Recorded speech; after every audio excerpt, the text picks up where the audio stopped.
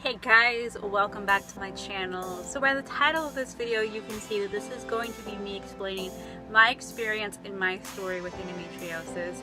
Now if you don't know what endometriosis is or you would like more information, check out this video right here because that one is me giving you a basic overview of everything that has to do with endometriosis. And some of what I say might make a little bit more sense if you watch that video first, if you don't really know much about this disease to begin with.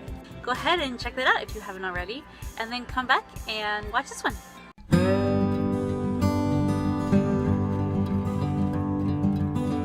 Just to let you all know, I am going to be talking about periods and blood and stuff like that for the first few minutes. So if you're uncomfortable with any of that, I will put a little, like, right here, number of when you guys can skip to where no more period talk, no more blood talk. So see you then. Okay, so if you're still watching, you obviously are not very squeamish about periods. I started my period, I would say it was about 2 weeks after my 14th birthday, and it wasn't anything special, nothing, different about it. It's pretty much just like every other girl with every other period. You had your normal cramping, PMS, bloating, just your normal period stuff.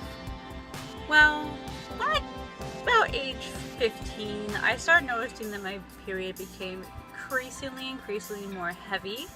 My flow was a lot heavier. I used to have to wear special pads at night to basically keep me from making a mess in bed because it would bleed. I would bleed so much. I would have massive blood clotting. It was just a very unpleasant experience. My period would last it would last 7 days, but it was 5 full days of bleeding. So the first and the last day were kind of just like that little, like, I don't know, it wasn't like bleeding, but the 5 days in the middle were very severe, heavy flow bleeding. And as this continued, as the flow got worse, I noticed that my pain started getting a lot worse as well. I started having major cramping. My cramping got so bad, and it was all basically focused in my left pelvis area. And this was kind of odd to me because it was just like period cramps. You wouldn't think it'd be focused in one spot, but it was always my left pelvis. And the pain would be so intense that it would cause me to have diarrhea. It would cause me to be nauseous. It would cause migraines. I would get bloated beyond belief, my PMSing, just your regular period symptoms, but like extended. So after a while, my mom started noticing that this wasn't really normal. She took me to the doctor. Of course, my doctor was a male doctor, and his first thought was, oh, you're just being an overdramatic teenager who doesn't want to go to school. Just take some Motrin and get over it. Okay, so tell me, when have you ever experienced what a period feels like so you know if this is normal or abnormal? I would like to know that, Mr. Doctor. Yeah, I was not too pleased with that answer. So this, again, is when I'm about 15 years old. I continued to go to the doctor off and on for about 6 months, complaining of cramping, period pains, just the whole bit. And even when I wasn't on my period, about 15 and a half-ish when I wasn't on my period, the pain started to happen all the time. And this was really concerning to both me and my mom. And eventually the doctor agreed to do some further testing, though he was reluctant to do it. I think he just kind of wanted to shut us up. So the doctor ordered a CAT scan. And how this worked was I had to drink a huge bottle, like it was a big thing, of orange liquid, and it honestly, to me, it tasted like warm, flat Tang. It was so gross. And I had to drink it all within like an hour or half an hour or something like that. So it was gross, and I had to drink it really fast because they basically were doing a contrast dye to see whatever, I don't know all of this scientific medical terms for it, but they basically had to do the contrasting to see if there's anything there that shouldn't be there, basically. So I go in, and the tech puts an IV in my arm, and he says, okay, when I put the medication in, all the blood is going to rush to your pelvis, and it's going to feel like you pee your pants. And I'm like, no, that's nice, because I already had to pee pretty bad. They wouldn't let me pee until after the exam due to the fact that I needed to keep that stuff in my body. So I'm like, oh great, I already have to pee. So he gives me the thing, and instantly, no joke you guys, instantly I was just like, I just peed my pants. I just peed my pants. I was convinced, because that's what it felt like. It was just this warm, hot whoosh. And it felt like I peed myself. And I was thinking, and he's like, don't worry, you didn't. And I'm thinking, what if I really did? Because I actually have to pee, like, for real. And so, you know, I didn't pee myself. Thank goodness. Oh, it would be mortifying. We get the scan done, all that. We go out in the waiting room. We wait a few minutes, and the doctor wanted to see us. So as we're waiting in the waiting room, I see the doctor walk out. And he's got this kind of, like, solemn look on his face. And I'm just like, what is wrong? Like, that's never something that you want to see from a doctor, is like a bad look on their face when they come out to tell you to test yourself. So I'm like, oh my gosh, is it cancer? Am I dying? Is it, you know, of course my mind goes to the worst things. Well, he comes out and he actually apologized to me because I had a softball sized cyst on my left ovary. Now, for those of you who don't know how big a softball is, it's quite, no, it's bigger than that. It's like this. It's quite a very large ball. Okay, it's quite large, and your ovary is about the size of, like, I believe it's like a walnut. So, you know, softball, walnut. So imagine this inside your gut where it's not supposed to be, and then tell me that it doesn't hurt. So yeah, it was so painful. Because of that, the doctor ended up sending me to an OBGYN or a gynecologist or a woman's doctor, or, you know, however you want to say it. Now, this time we still did not know that I had endometriosis. We thought the only thing that was happening was this cyst, and so we went to this doctor to figure out, okay, what are my options? Why is this happening? You know, the whole bit. Unfortunately, this doctor was horrible. She was horrible. She had the worst bedside manner. She was rude to me.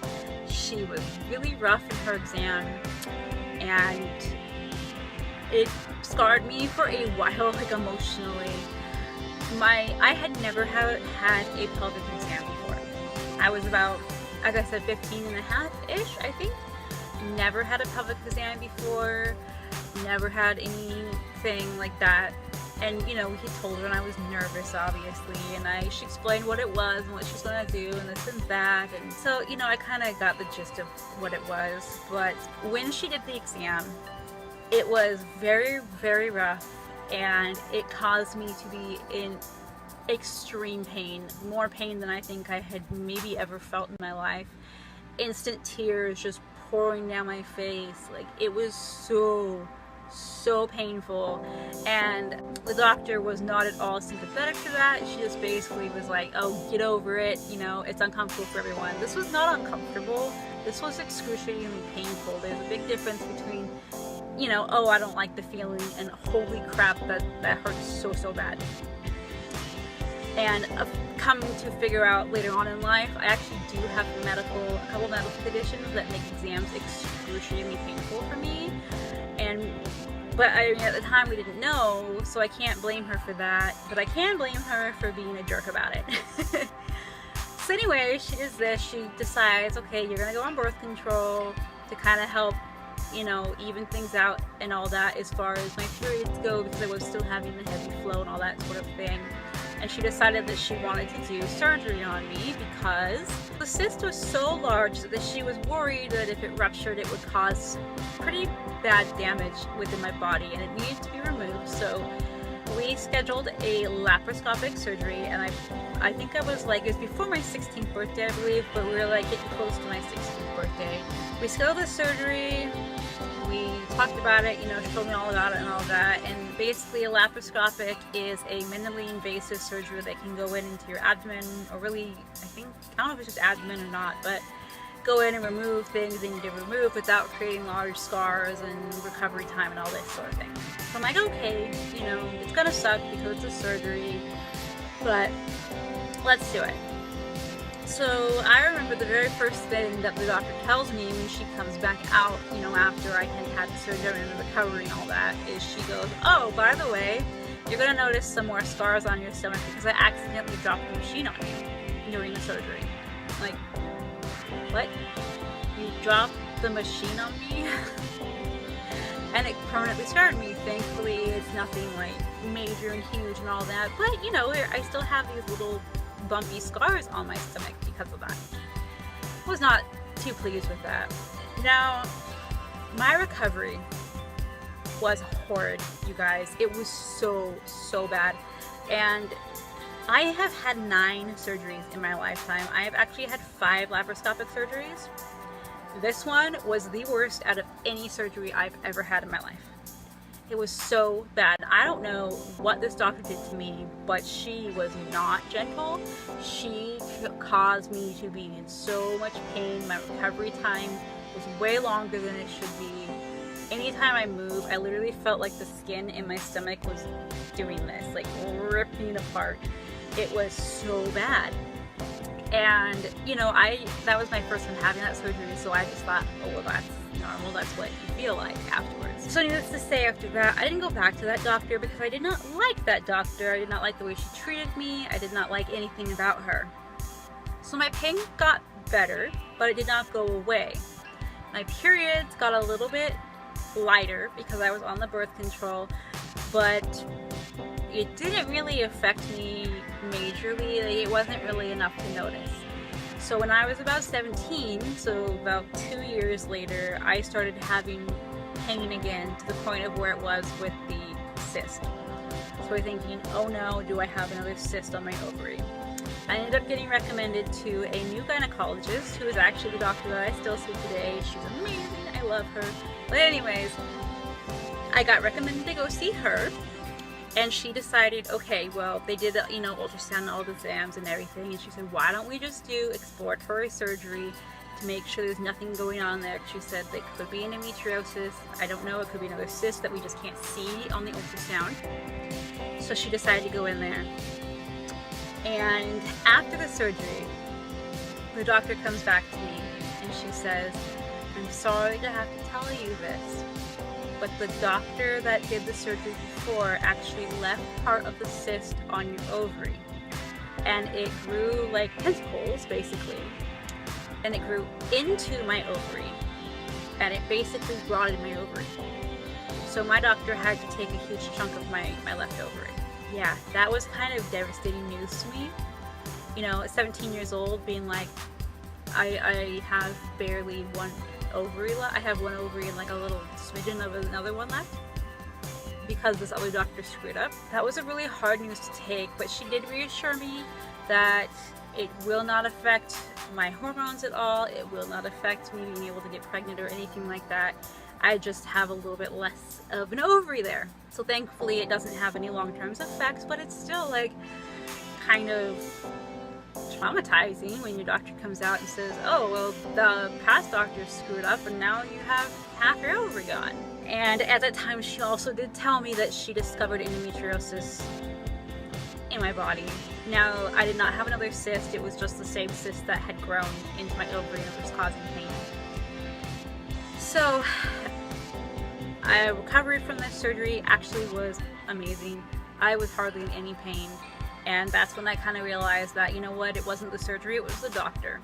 Because I've had 4 more surgeries with this doctor I have now, and I've not had nearly as pain as I did before. Like, sure, it's sore and painful, but not like that. That doctor was just a horrible doctor. And then I remember getting a letter from her a couple years after that, basically saying, like, that she was quitting the practice and moving out of the country. And I'm like, oh, that's not suspicious at all. Who knows? I don't know whatever happened to her, but I was like, good riddance, lady, because I have my other doctor now that I love. So my doctor at this time, after we found out we had endometriosis, she put me on a different type of birth control. The type I was on before was basically just for birth control. It was not a hormone replacement or anything like that. It was just to stop you from getting pregnant. Well, I didn't need that. I wasn't having sex, so I didn't need that. I needed the medication to help with my hormones and regulate my periods. So she put me on a different medication that they only give to people for that reason. They don't prescribe it as a normal birth control. It's actually only prescribed for medical purposes like mine. And this tremendously helped. My period got more regular, the flow got better, everything kind of seemed to even out, but the pain was still there. Now, the pain continued, and at first it was good because when she did the first surgery, she went and she cleared everything out, all good to go. We ended up having to go back again for a different surgery 2 years later, and then she did the same thing, you know. And then about a year after that, we had to do a third surgery because it was to the point where I was basically crippled. I could not do anything because the pain was so bad. At this point, when she went in there to remove the endometriosis, she found there was actually a very large tear in my uterus, and what had happened was the endometriosis had stretched the skin so tight that it actually ripped open. Yeah, that was painful. So my doctor at this point, she says, okay, this is my 4th surgery, by the way, for this. She says, okay, we're going to ramp up the birth control. We're now going to make it so you don't have periods at all. Because basically what we discovered is, even though I was on the birth control, on the controlled, so I only had, you know, light periods and this and that, we discovered that anytime that I would ovulate, I would create the endometriosis, and then it would just spread from there. So basically my doctor said, that's it, you're not having periods. So she put me on what's called continual birth control, which is basically I never skip a week, I just continue and I never have a period. Which sounds awesome, right? To never have a period, and in some ways it really is. But you gotta realize that you're pumping your body full of hormones and you're causing your body to act like it's pregnant when it's not. And so this is cut, you know, over my lifetime, this is going to cause a whole bunch of other issues. But it's kind of, the thing is like, okay, well, I'm literally unable to get out of bed because I'm in so much pain, or I'm on pain medication 24/7 because of the pain. I cannot function, so therefore I have to be on the birth control pills. Now, moving forward to about 3 years ago, I got to the point again where I was in so much pain that I told my doctor, I'm like, look, I have to have the surgery. We tried every other option. At this point, she said, why don't we try an IUD to actually put the medication directly onto the uterus, into the area, to try and stop the endometrium from growing. So thankfully for me, because I've heard they're very painful to get administered, she put it in when I was under anesthesia. And once again, I had a large tear in my uterus. So she fixed the tear, she put the IUD in, all this, and this was about 3 years ago. Now, I still have endometriosis. I still have pain, I still deal with it. But my levels of pain are so much lower. The times I deal with it are so much less than it was because I'm on the IUD. I am also on the oral birth control. And at one point in time, she had actually given me a shot of Lupron, I think it's called, which is a suppressant birth control as well. So at one point in time, I was on 3 types of suppressant birth control to stop my body from producing the endometriosis. Of course, this is really hard on your body. And so that was just a temporary thing right after the surgery to kind of hopefully, you know, stop it from growing back. Now to modern day, again, I still deal with it. The pain is definitely something that's manageable. I do have difficulty wearing anything that's more tight around my waist. Like, I can't wear tight jeans, I can't really wear some tight leggings because they hurt my stomach, right where my pelvis area is. It's very uncomfortable for me and it can cause pain. I still get the pain on the left side. For some reason, it's always on the left side. She said even the tears in my uterus were more focused on the left side than the right side. I don't know why. That's just how it is. So yeah, that is basically what happened with me. And now, like I mentioned, I am on the oral birth control, so I do not have periods. I'm on the IUD, so I don't have periods. Where we go from here is right now we continue to stay on this and pray to God that it continues working.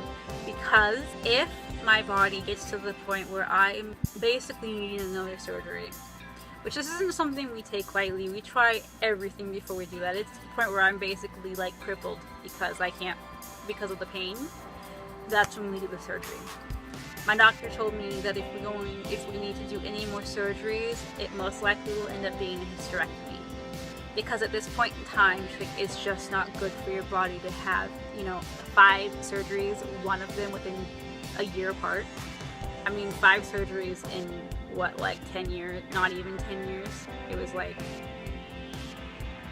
I don't know what it was, but 5 surgeries in a really short amount of time is just really, for the same thing, really not good for your body at all. And so the doctor basically was like, you know, this is something we're gonna have to look into. She does not want to do a hysterectomy on me because I am so young. She did say that this is definitely would be the very last resort, is doing a hysterectomy. But she did tell me that to be prepared, because that's always an option. If it gets to the point of either living a life or having a hysterectomy, I might have to go to the hysterectomy. And the thing is, I could wait to not have the hysterectomy in hopes of being able to get pregnant and having children. But with my progression of this disease, there is a strong possibility I will not be able to get pregnant. And even if I am able to get pregnant, there's a very strong possibility that I will not be able to carry full term. Now, of course, we will not know this unless I try. There's a chance I could have 10 very healthy, very beautiful children, absolutely no problems. But then there's also a very strong chance that I might not ever be able to get pregnant at all. And so it's kind of like, now do I hold on to my uterus, basically, and deal with all of this pain and not be able to do anything with my life because I want to try and have kids someday, only to find out I can't even have kids anyways? Or do I say I want to live my life and have a hysterectomy? Thank God I'm not to this point yet, and I really pray that I don't get to this point for a long time, but that's where I am right now.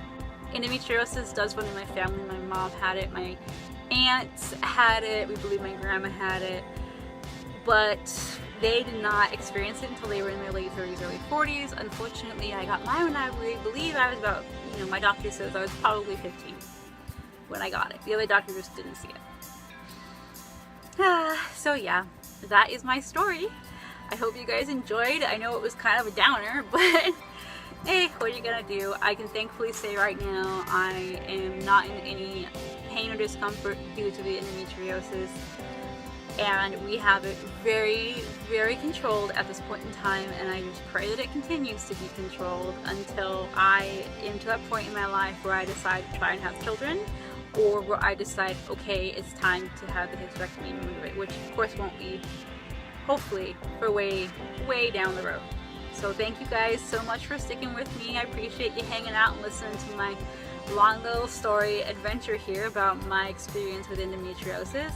If any of you feel like you may have this disease, or if you feel like a loved one may have that, please seek help. Please go to your doctor. Do not take no for an answer. Go to a different doctor, get a second opinion, get a third opinion, until you get answers.